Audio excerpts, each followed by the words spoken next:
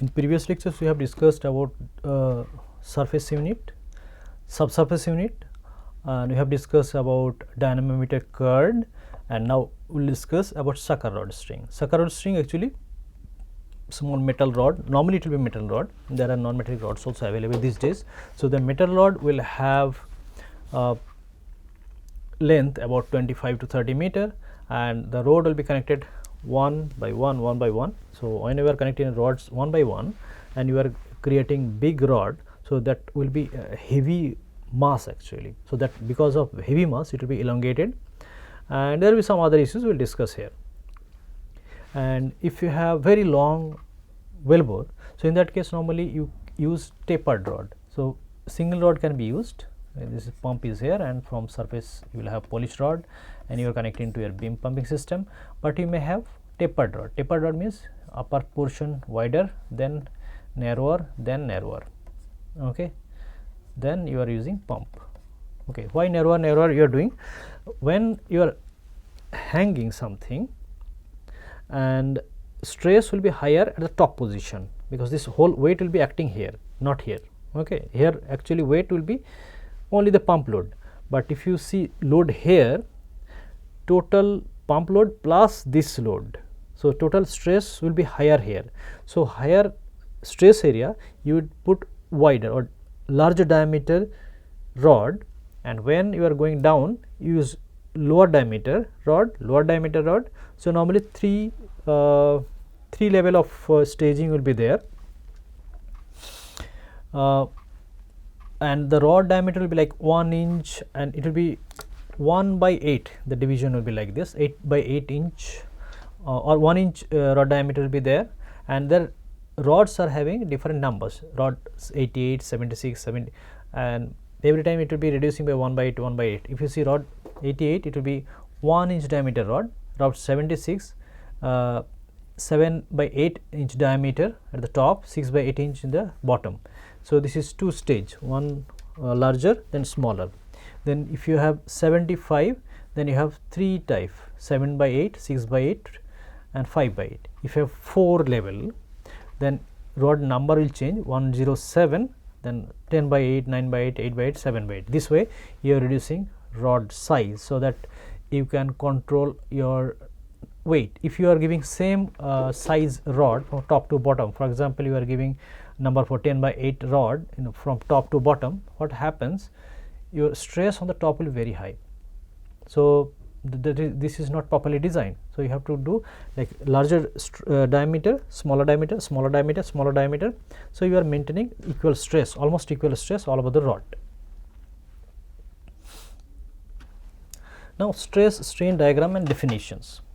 Okay, if you study about rod, you should know the material properties. If you do not know material properties, actually you do not buy, you cannot buy or you cannot use your rod. So, basic mechanical systems, mechanical failure mechanism and basic mechanical properties of material you have to understand. Okay. So, whenever we study any mechanical system for force or stress, we start with stress strain diagram. Stress strain diagram. So, diagram is like this: strain, stress. Okay, the diagram becomes like this. Okay, up to this level they call proportionality limit.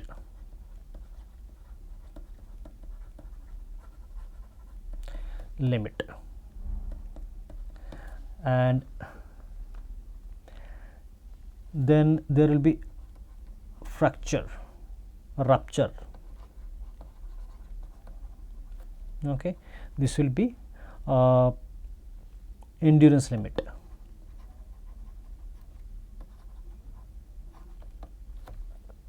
Okay, so basically when you are designing a sucker rod or you are calculating for sucker rod, your rod will be working within this range, within proportional limit range or elastic limit range. For example, you are extending up to certain level, it must be coming back to the same place. If you are extending so high that it is not coming by the same place, same height, same length is not maintained, that means it is permanently deformed material. listen, I am showing this is some elastic band, but if you have metal at very high force, it will act as a elastic band actually. Okay. So you apply load up to certain level where material will be elongated or compressed, and it will be coming back to its original position. If it is not coming back to original position, that means it is plastically deformed. Okay. So this is called elastic deformation. Elastic deformation means it will be coming back to original shape. So whenever your rod or tubing you are applying load, actually rod stretched, again it will be coming back to original position. Tubing also, it will be stretched, it will be coming back to original position. And if you are giving overloading, if you give load, like say 100 Newton is allowed and you are giving 150 Newton, what will happen? You will be crossing this proportionality limit. Your stress will increase. You see the picture, the stress is written there. The stress is increased. When stress is increased, material will be deforming permanently. That is called plastic deformation. Okay. Material here, I think it will be written there. Material deforming permanently, that is called plastic deformation. So material elongated, it will not come back to original state again.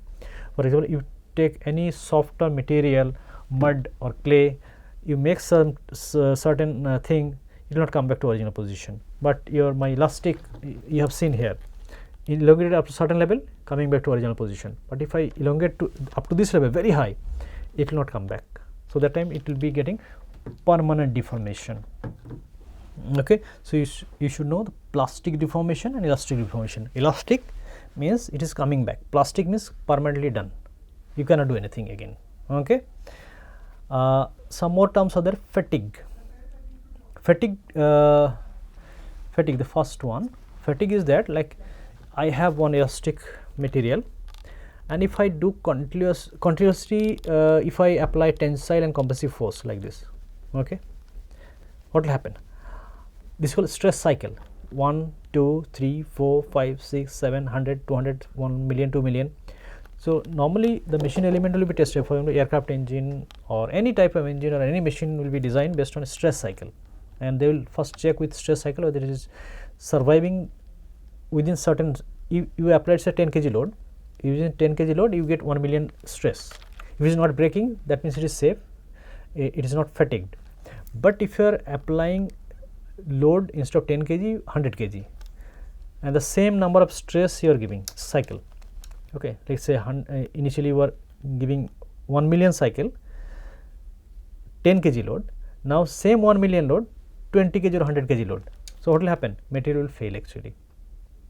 Okay, if you are not giving stress cycle, material will be safe. But when you are giving stress cycle, let's say static load you are giving here, okay, static load you are giving here, not changing dynamically. So in that case, material will be safe. But when you are changing dynamically, elongation, compression, continuously if you do, after a certain time, this elastic inside there, it will get broken. Okay, because of fatigue, material is tired. Let's say you do lots of work, evening you are getting tired. That means you are getting fatigued. You are tired. So that time you are not able to work at the same level. In the morning you go to office, you do very hard work. That's fine. And the evening same work is given. Yes, sir, I cannot do it because you are fatigued. Okay, physically, mentally you are fatigued. You are tired. So material also will get tired if you apply too much force. Again, small force, too many time, again increase force, same number of cycle. Okay, you will be much more tired. Maybe lunchtime you will get already tired. You will not go to evening. Okay, but small work is given and same cycle applying, then maybe till evening you will be active, you will be working, and there will be no fatigue symbol. But if you are adding more load, instead of one subject I am giving 2 subjects to study, then you will get fatigue. Sir, too much stress, too much fatigue. Okay, so system can fail. So fatigue loading means how much load you are applying and how many cycle you are applying. Okay, many times machine element will be designed in such a way that it will be sustaining all type of fatigue. Infinity number of fatigue load you give, it will not fail because it will be designed such a way that it will not cross its limit. So for fatigue calculation, people will be drawing an SN curve. Okay, this is n, yeah, number of cycles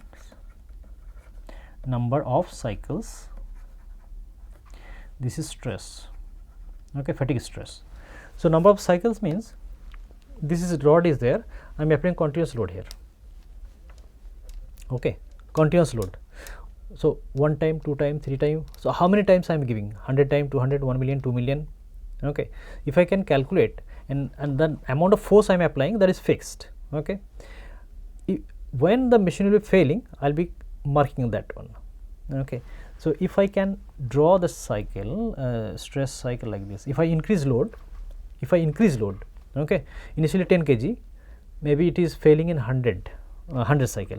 If I give load 20 kg, maybe 50 cycle it will fail. If I give load 40 kg, maybe 40 or 30 cycle it will fail. So, that means if I increase load, the number of cycle will be reduced, right. So, number of cycle is reducing. You see this one, very high S means stress, same cross section area and you are applying pressure, so that is stress, right. So, if you are increasing force or pressure or stress, number of cycle reducing, okay. So, that curve is showing number of cycle is reducing if you are increasing force, okay. And after certain time, you see after below certain stress level, number of cycle is becoming infinity. So, you design machine elements such a way that any number of cycle there will be no problem, okay. But many machine element they do not think about infinite cycle. For example, in rod pumping application, if you are designing, so you are saying, sir, rod is getting continuously stress unstress, continuously this stress unstress it is getting. So, I will be designing instead of 1 inch I will be giving 2 inch diameter. So, then there will be no fatigue, then life will be longer. The problem is that 2 inch means you are increasing weight of the rod. When weight of the rod is increased, I already told this area, this top section will have very high load. So, you increase load here actually, although you increase area, so increase stress, but you increase load also. When increase load, your whole system dynamics momentum will change. When momentum is changing, your whole gearbox system, your other systems also will get affected. So, if you can make lightweight, it will be better, okay. So, you cannot reduce rod size, you cannot increase also. If you are reducing, again stress, force divided by area, rod cross section area will be changing, reducing. So, force divided stress will be high, stress is high means number of cycle will be lower. Again you increase, because you are very smart engineer, you thought like, sir, I will increase the diameter, so there will be no stress problem. But actually the stress will be coming in the top section. When top section stress is coming high, again number of cycle will be lower, okay. That means you have to get optimal size of rod, not very high diameter or very low diameter, okay. So, okay, initiation, propagation, okay. Fatigue, how does it affect your material failure? Whenever, let us say I have one rod, this one rod, okay, this is pen, this one rod, I am applying continuously vertically load, okay. So, what is happening? Initially there will be on surface crack will be started from because of some any reason, okay. Any reason can be, maybe some corrosion is there, some fitting is there, maybe some pen is there, or corrosion, wear, tear, or any surface microstructure fracture also will be there. So, what happens? This is my rod, you are applying continuous alternating stress, fatigue means you are getting alternative stress, plus minus, you are giving alternative stress, okay. So, because of this, small crack will be developed and crack will be propagating. When you are doing like this, it will be propagating and it will be increasing crack. When increasing crack, so stress formula you can remember, the stress equals force divided by area, right, force divided by area. Now, you got small crack somewhere, because of somewhere you got small crack. So, what is your actual area now, okay. Now, area reduced, you can see the picture, okay. When area is reduced, your stress F by area, okay, this is area 1, say this is area 2, okay. So, area 2 changed, area 2 change means stress increased, stress increase means failure will start there only, okay. So, small micro crack, any stress concentration creating anything will create propagation of crack. So, that will be helping to fail if you have alternating stress, okay. Next is next two definitions are there. I will explain. Brittleness and ductility. Brittleness. Okay, what is brittleness? Brittleness is there. Brittleness is there. You take any dry mud or dry stone or something. You try to break. Okay. So it will break actually. It will not elongate. But if you take certain material, if you want to make wear, if you draw it, it make wear. Then it is very much ductile. Ductile means you are getting a small duct or thin wear, that is called ductile material. You pull it, it will create longer. You can make like gold jari they will make, like Indian ladies will be wearing sari with the jari, gold jari, it's expensive. So they can make very thin duct. So this is very much ductile material. But brittle material, concrete, you take brick, you try to pull it. Instead of getting elongated, brick will get broken. A small crack will be propagating and it will just suddenly gone. Okay. So ductile material means drawn as wear, plastically deformed, not plastically, it is elastically. No, it is right, plastically deformed. Yeah, ductile material plastically it will be deformed. Okay, permanent deformation will be there. And brittle material, what will happen? Low plastic deformation and small elongation will be there and crack will be propagating, done. Okay, it will be separated. So brittle material will, so ductile material will be creating long duct or long wear, very thin wear also can be created. Okay, but brittle material you cannot create like this. Strength, material withstand very high stress, that is called very high strength material. Resilience, absorbs energy before plastically deforms. Resilience means you are applying fatigue load and before failure how much energy it is absorbing, that is called resilience. Okay. So ductile material, normally your sucker rod will have ductile material because ductile material is very good during tensile stress. Okay. If you are having any tensile stress, then you use ductile material. Normally iron is a ductile material, but if you are giving lots of carbon and you are changing property in ductile material, then it can be brittle. Your concrete, your brick, these are brittle material, but ductile material, gold, silver, your iron, these are ductile material. You can make very thin wear also. Okay. And failure mode, brittle material is very good for compressive strength. For example, your buildings are constructed using brittle material because they are getting compressive load, but in building you are not applying any tensile load, you are not pulling the building from top to bottom, right? Like Burj Khalifa you are making, you are just pulling it, you are not making like this, rather you are making layer by layer making. So you are giving compressive stress, compressive. So those material is very good for brittle for compressive strength. But for ductile material you are using wear or long rod, long pipe you are making, so ductile material is good. Then okay, next is stress concentration. I already told. Stress concentration is whenever you are designing any mechanical and machine element, so we all time consider where is the weakest point of the machine surface. Normally if I take this one as rod, okay, weakest point will be the joints will be weakest point will be if there is any nut or bolt somewhere, that will be the weakest point. If there is micro crack somewhere, that weakest point.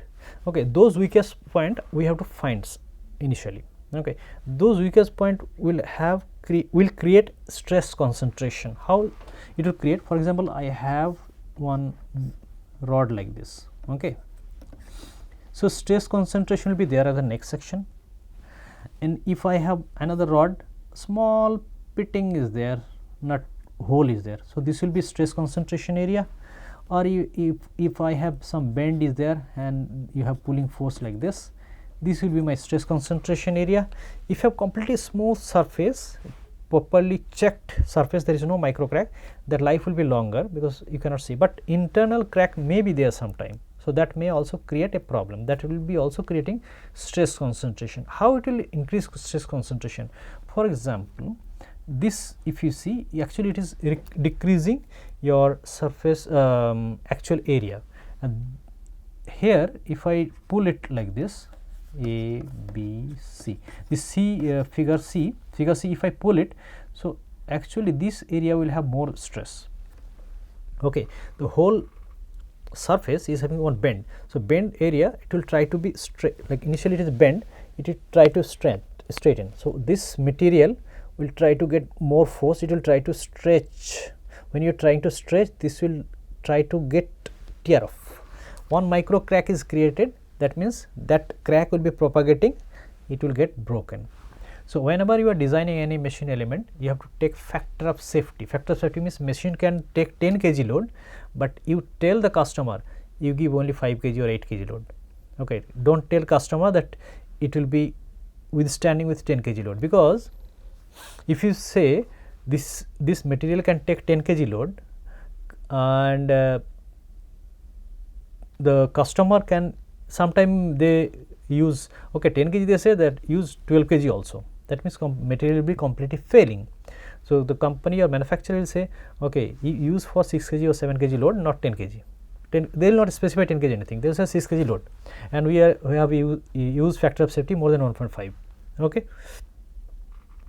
The reason is that if there is any micro crack anything, so because you are applying less load, so that crack will not get propagated, but if you are using more load, then crack slowly it will get propagated. So you design machine elements such a way that a small crack or something is there, because of this design this repeated stress or stress cycle will not affect that small micro cracks. Okay, you cannot visually see, maybe electron microscope or some other mechanism, you can find there is a micro crack, but all the rod when you are manufacturing mass production you are doing, you cannot check all this in small micro imperfections. So that is why you use factor of safety. Okay, and all the machine element will be designed based on is the weakest point. Okay, when you see the sucker rod pump, sucker rod will be looking like this. Okay, then there will be one tongue range section, then range section will be there, range section, this will be like rectangular section, then there will be threading section, then there will be thread,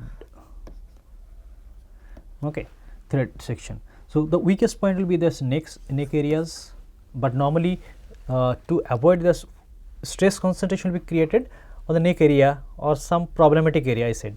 So what they do, they will be increasing the diameter of that area. Okay, so you are saying that, sir, this is the weakest, so what will I do, I will increase diameter, so I will give little bit more area, so that force divided by area equals stress. So my area increase, so that means my stress reduced. So here you have to remember force and stress. Force means you are applying force and material reacting, that is stress. I am giving, instead of 2 subject, I am giving 4 subject to study, so you will feel stress. So I am giving load, you are feeling stress. Okay, so 2 different things. So to reduce stress of the material, you increase diameter, so stress will be reduced in that position. So the neck area and other joining area, normally the designers will be increasing little bit area, so that stress will be reduced at that area, this area will be safe. So then now stress concentration will not be there. Okay, now material can fail anywhere.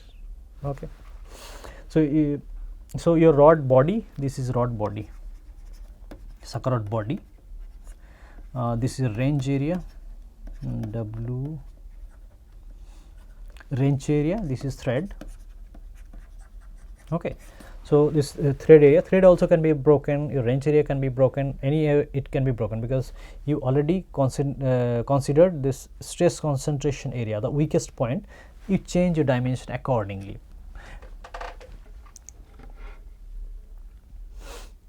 Failure modes.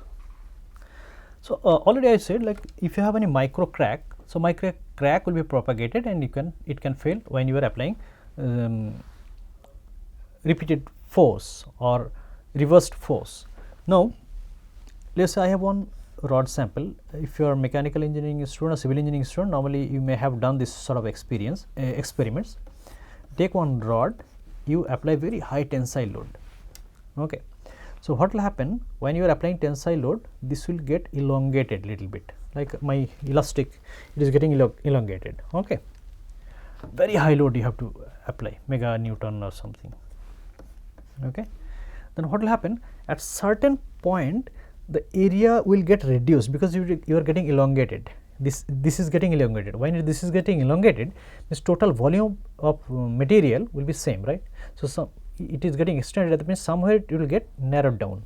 Okay, somewhere it will get narrowed down. Now what is happening, this is area A1, this is area A2. Now A2 area reduced, so where stress will be there? Okay, stress will be the narrow section, very narrow section, stress will be higher, right? So higher stress area, that is the problem. Higher stress area means mental failure will be there. Okay, so this area will be further elongated then because stress is higher. Okay, so finally this area will be broken. This is the mode of ductile failure. Ductile failure, or ductile material will be failing like this. Okay, but if you have brittle material will not give such indication of elongation and necking down somewhere. It will give certain okay, you take one brick and pull it, suddenly one crack will start and done. It will not give any indication. So that's why many machine element people will not use brittle material. Now sometime back I heard the China people, they are making some machine element using brittle material. So then people can question them, why are you using brittle material, because it will be very much unsafe, because it will not give an indication. But if you are using ductile or softer material, then actually instead of breaking suddenly, it can get bended, but you can see somewhere some signal will be there, okay, it can break in this area. So that will be much more safer. But if you are making cheaper but making brittle, so sometimes it will not work. But anyway, you cannot use ductile material for your buildings. Okay, the brittle material is good for very good for compressive loads. Another mode of failure is that buckling failure. Like you have very long rod, slender. Okay, when you have slender rod, very long, this long is very long, and you are applying compressive force. So because of compressive force, it will not break anything. It will actually, it will make wavy shape. It will make wavy shape like this. Okay, based on different properties, material, based on material property, what will be the shape of the wave, it will be decided, but it will make wavy shape. So in sucker rod pump also, let's say you have stuck plunger and you are applying force, whole rod is coming down and plunger is got stuck. What will happen? The rod will get wavy shape, or this is called buckling. This is brittle failure.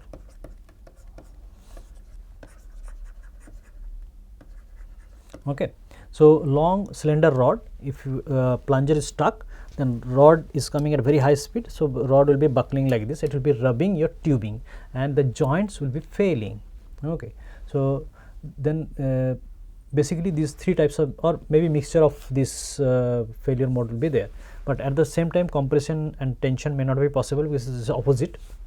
And if sucker rod pump is getting compression, these things will not work. It will be working only on tension. So all time you have to maintain certain tension, other than the bridle and horse head, that area also will be getting detached from your system. So some force, some sort of force must be maintained every time, so that things will be integrated and it will be moving continuously. The nodding donkey is moving up and down, same time your sucker rod and plunger also will be moving up and down. Maybe there will be some phase difference, but both will be moving together. Okay, so if I see our ductile material, lots of plastic deformation will be there, then it will fail. Okay, but if I have brittle material, there will know that sort of thing will be there. Okay, brittle will be failing directly. And stress equals force by area.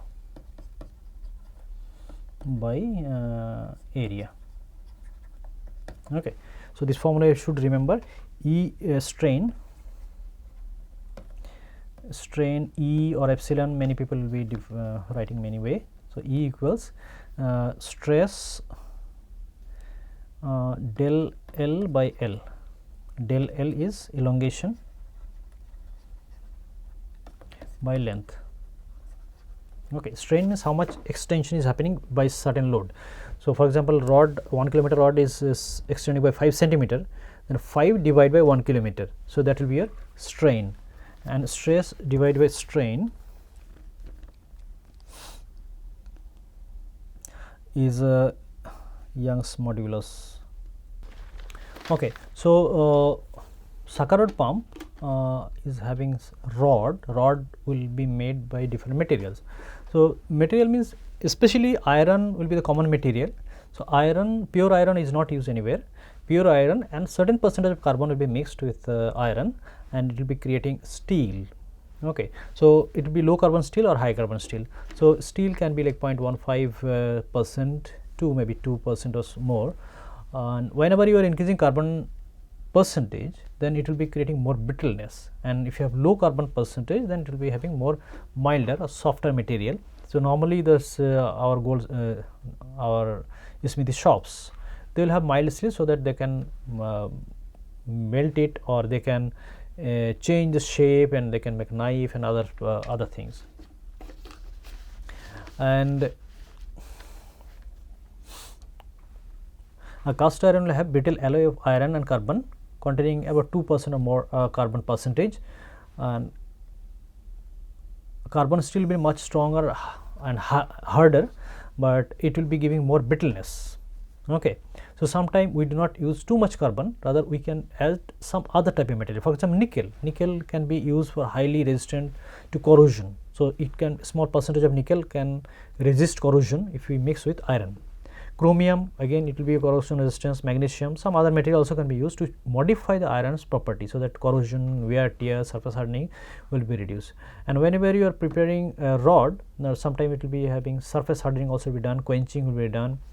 So, many ways are there to manufacture rods, and material normally iron will be there, but there are these days there are FRP, fiber reinforced plastic rods. FRP rods are also being used in the sucker, because FRP rods will have very low weight, and it can be good strength also. So, low weight is there, that means your polished rod load is reduced. But iron, because heavier material, rod load is high, but FRP problem is that it is very softer material. So, corrosion can be prevented, but very high extra load it cannot handle. Okay, so if you want to reduce rod weight, then FRP is a very good choice. There are many companies that are making FRP rods.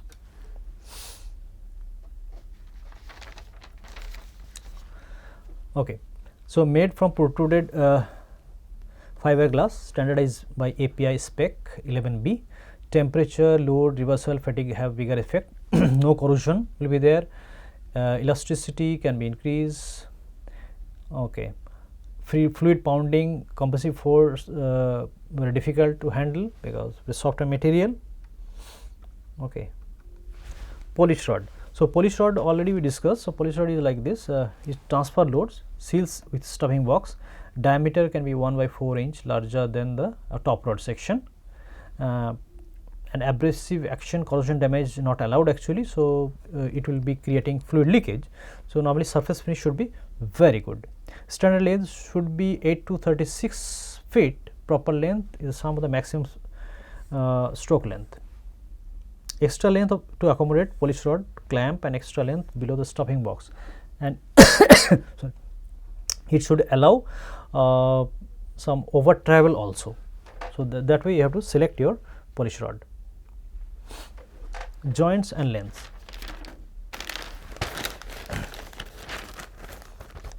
So, sucker rod pump it will have joint like this. I will draw one joint.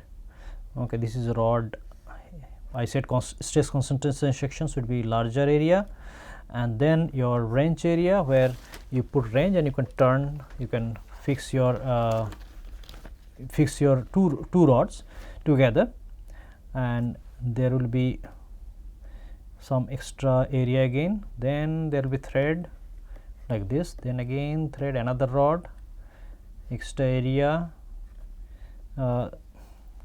extra area, then your range area, then rod area. Okay,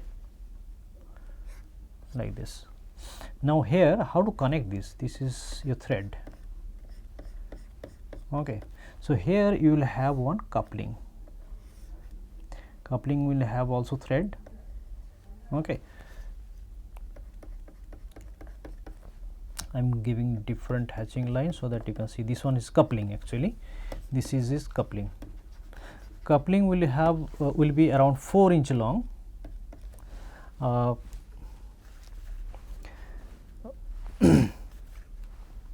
And other rod will be also connected, so that's why you are connecting. Okay, and normally the area will be a little bit larger so that you can avoid the stress concentration. But if you have slim hole, like slim hole tubing, size will be 2 3/8 inch, so very thin, very narrow tubing. So in that narrow tubing, if you are putting this pump, then your coupling size, coupling diameter also should be reduced. So that also one problematic area where coupling rod area reduced, that means stress can be concentrated there. Okay, API specifications. If you go to any API table, API 11B also 11B shows the API specifications, and there will be like API grade K, API grade C, API grade D, API grade D. And if I say any rod is having API grade K, then you have to use this data for calculation purpose. Okay, and this table is given in your API table 11B. Sucker rod pump failure. So sucker rod pump can be failing because of your corrosion. Okay, corrosion, how? H2S may be there, H2S plus iron. So iron, ferrous sulfide or ferric sulfide will be created. Okay, Fe2S. If iron sulfide is created, then this salt is very softer than actual iron. Okay, salt is softer and it will create small crack. So small crack will be getting, because of alternating stress, it will get propagated. So corrosion will be creating a small problem on the surface that will be getting propagated because of this fatigue loading, and sucker rod pump can fail. So if iron H2S can be there, CO2 can be problem, oxygen also small amount is there, but H2 is the most dangerous thing. So many people say that H2S is the enemy of oil and gas industry. So if H2S is there, you have to consider whole system design, because it will be reacting with iron and it will create strong salt. Fe iron sulfide, if it can create acid also, that acid will again react with iron, it will create acid sulfate or salt. So there will be softer material will be getting removed because it will go away from the rod. Again a fresh surface will come, again it will react with H2S. So slowly rod will be eroded, corroded, and things are done. Okay, failure will be occurring, and failure can occur due to your stress cycle. Joint failure can be possible, overloading, sticking rod and you are pulling, and that also create problem. So you have to consider whenever we are using sucker rod pump. Okay, so from these lectures on sucker rod pump, we have seen this. It is having surface pumping unit, subsurface pumping unit. I have one sucker rod also. Now to understand the whole flow mechanism or dynamics, you have to understand your dynamometer curve or card and pump card. Pump card actually is not measured, it is calculated from your dynamometer card from the surface. Surface means the polish rod will have that mechanism to record the dynamometer thing. Then that polish rod curve will be approximated and it will be created pump card. Pump card will tell you how much fluid flage is there, whether rod sticking is there, whether tubing is having problem, barrel is having problem, TV is having problem, SB is having problem. Now if you understand those problems, then you can rectify from the surface. If you are not able to control your gas, then you can go for pump of controller. If that is working, that's fine.